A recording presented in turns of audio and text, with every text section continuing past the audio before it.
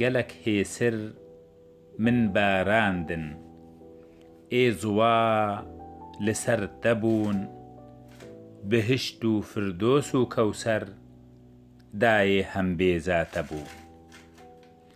ji bin destê te yê pîroz tirhêjî nê pişkivîn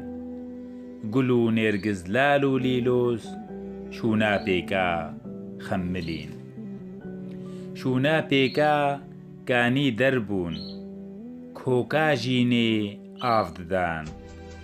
tovê vînê li ser gur bûn xak ji ser pela hildan bi nêzara hevdû girtin di kerwana bimeşin ji ber termê li ser mila pelê wan herduweşin gelek caran dixepêrim xakê li ser kêla te